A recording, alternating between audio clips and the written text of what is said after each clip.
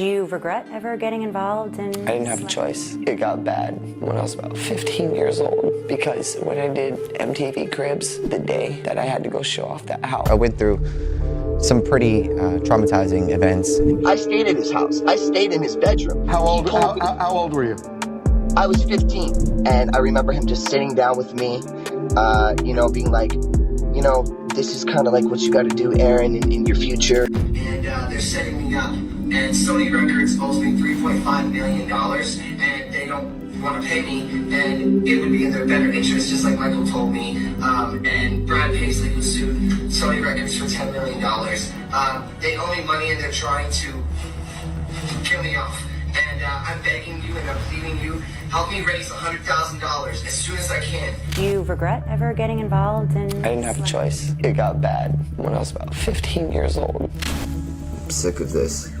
Sick of these people. I'm sick of these haters and jealous people in real life too. And when all I did was protect that. And I don't want to hear from none of these Jewish about, oh, he's in an episode. Harley Pasnick followed me to the hotel. They killed Aaron Carter, and now they acting like they won't clear the Backstreet Boys sample. The legal equivalent of pressing the snooze button on an alarm clock is what Diddy's legal team is doing out here. His attorneys are pleading with the court for a 2-month postponement of his trial, which was originally scheduled to begin on May 5th, citing the abundance of fresh material that has to be examined.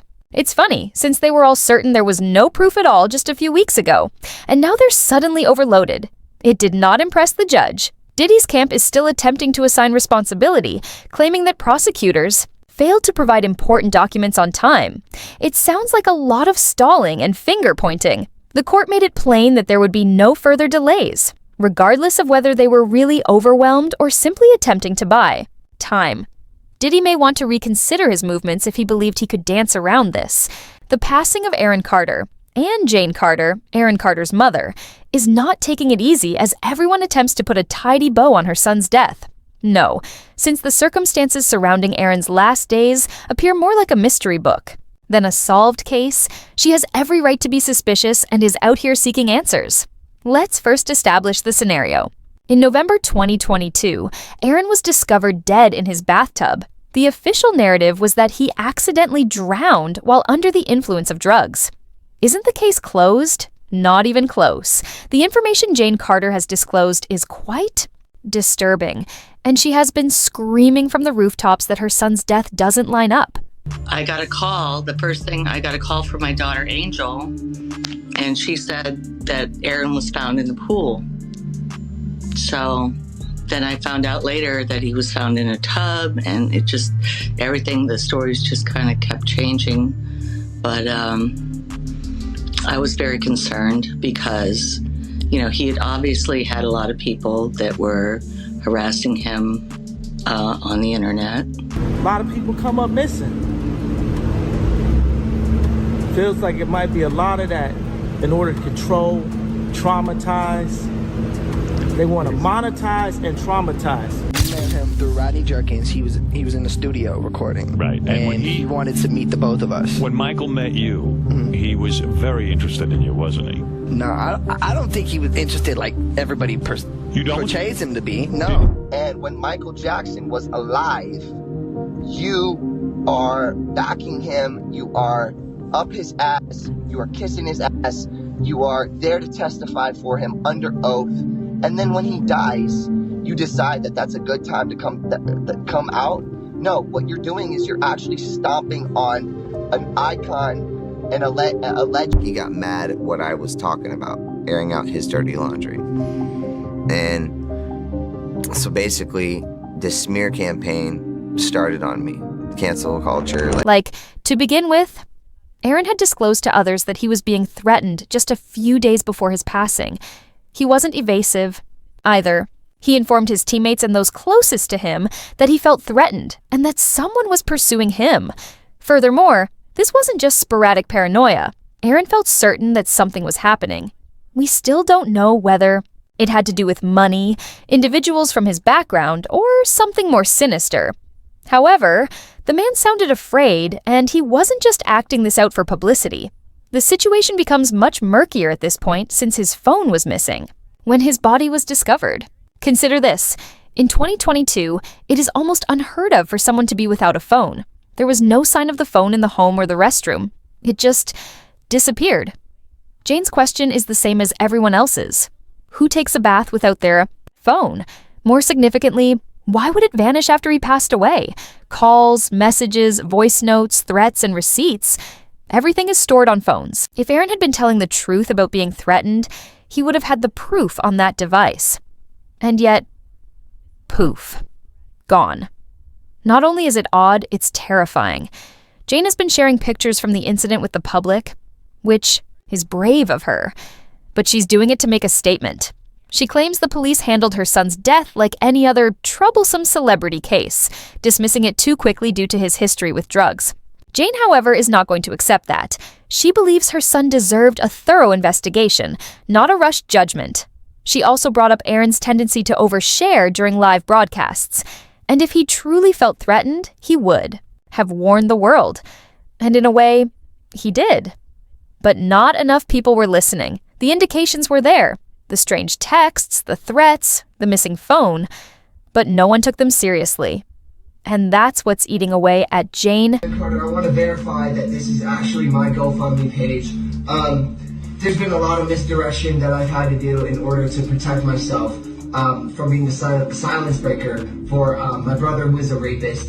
And now they're after my life. My whole family's after my life. And they're setting me up. And Sony Records owes me $3.5 million, and they don't want to pay me, and it would be in their better interest, just like Michael told me. And Brad Paisley who sued Sony Records for $10 million. You don't know nothing, man. Otherwise, pay a little bit more attention. But Def Light, you fucking wrong for this, just for saying that shit. That's why Nick had to put allegedly in there. I want to sue the fucking shit piss out of him. So don't even come at me with that shit, man. I come with facts, receipts, and evidence.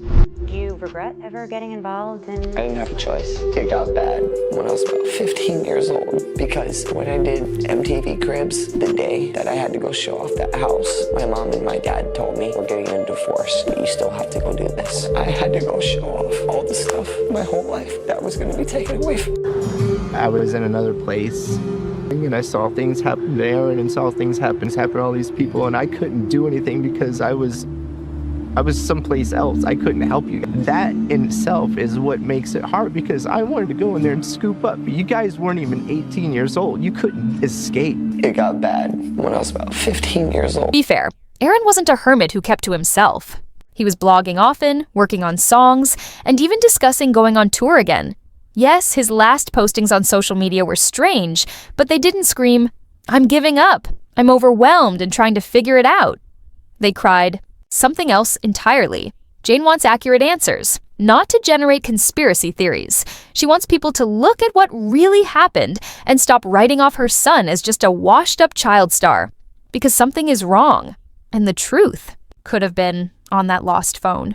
Now, more than a year later, there are still no suspects, no arrests. And the mother? She's still not keeping silent. She's the one maintaining focus on Aaron's death. Not for the sake of drama, but because she wants justice. Or at the very least, a plausible explanation.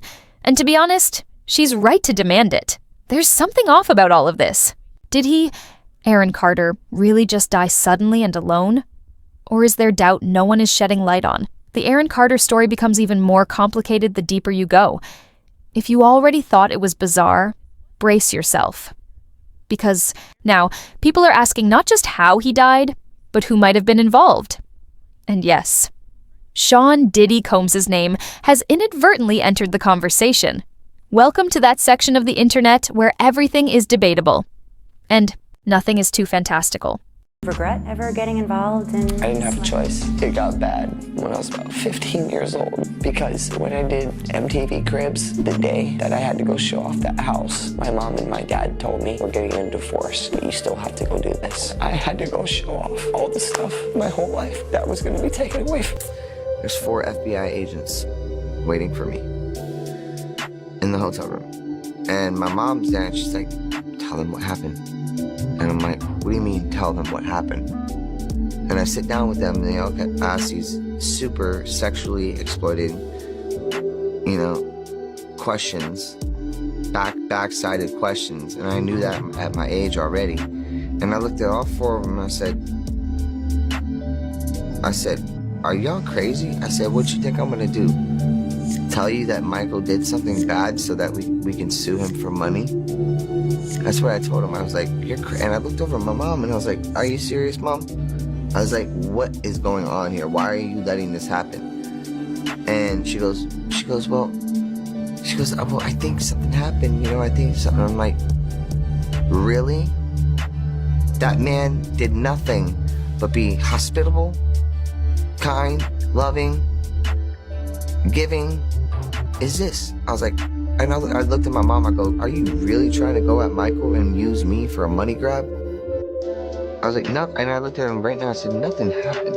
They keep tracing my, they keep tracing me and following me everywhere I go. So they everywhere. Hacking into my phones, getting my locations, and so. What's your Instagram name? Aaron Carter, AARONCARTER. I'm on live right now. So if you go on live right now and you guys watch it, you can see what's going on. So it's at Aaron Carter, no underscore, no. Nothing. AARONCARTER. Yeah, they said they're saying I have a threat paid for hire. My fans, because they're all watching.